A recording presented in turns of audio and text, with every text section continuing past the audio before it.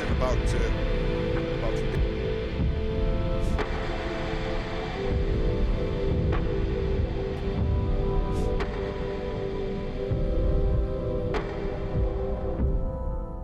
Fresh off a Moscow trip that rattled Brussels, NATO and Kyiv, Orbán is now telling Hungarians that their country is under direct siege from the EU.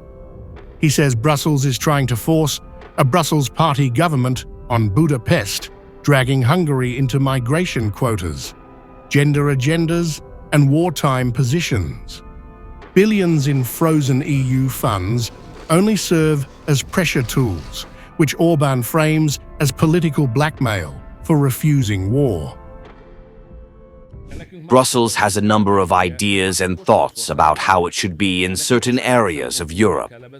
Now the war is like this. Everyone should be a war party, but we are not. This is why we have a conflict with Brussels, and Brussels will do everything to make Hungary the government of the Brussels party. This is the basic dimension of Hungarian politics. In the Ukraine war, Orbán makes it clear. Hungary comes first. He dismisses Ukraine's fate as secondary, saying Hungarian security, economic opportunity, and cheap energy take precedence over Western narratives. Hungary relies heavily on Russian energy, and Orbán successfully negotiated exemptions to EU sanctions to maintain this flow.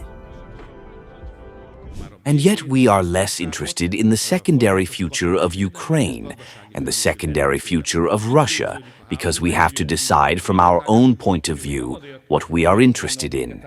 And I am working to find ourselves in a situation that will bring peace and security and continuous military protection and economic opportunity. If the war ends here and this comes out of the peace talks, then it is good. I am not in the peace talks because I cannot bear it, and because I have enough work at home. Orbán challenges the Western story of the war. Russia isn't the aggressor. NATO expansion is the existential red line that made Moscow's response inevitable. He frames this as Western betrayal and validates Russia's security concerns, directly echoing Kremlin talking points. The Russian interpretation of this is that they have lost the Soviet Union and have signed an agreement that the Westerners did not sign because the countries that belonged to the former Soviet Union or to the Soviet influence like Hungary have been included in NATO. Orbán praises Putin's meticulous competence while contrasting it sharply with Trump.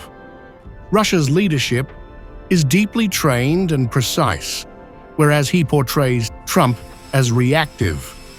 This reinforces the idea that Hungary is aligned with pragmatic, strategic leadership. We are talking about a top-level former KGB agent who is a strong member of the Ottoman political school. They are very well-trained people. This is a secret. Everyone knows that he was a resident of the Russian Secret Service in Germany. So it is certainly worth knowing, no matter what we read, that he is an extremely well-trained and deeply knowledgeable person. The President of the United States is quite different.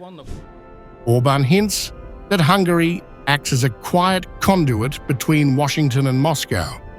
His Moscow visit included discussions not yet public, positioning Hungary as a key player, despite its size. He frames this as essential to avoid being sidelined in global power talks. I think that Hungarians should not be in a situation that is bad for us. If you are not on the table, then you are the dinner. The table is better. Orbán criticizes Ukraine's corruption and mismanagement while highlighting Europe's naivety in the conflict. He positions Hungary as focused on peace and security first, not geopolitical games, and warns that Western narratives oversimplify the war.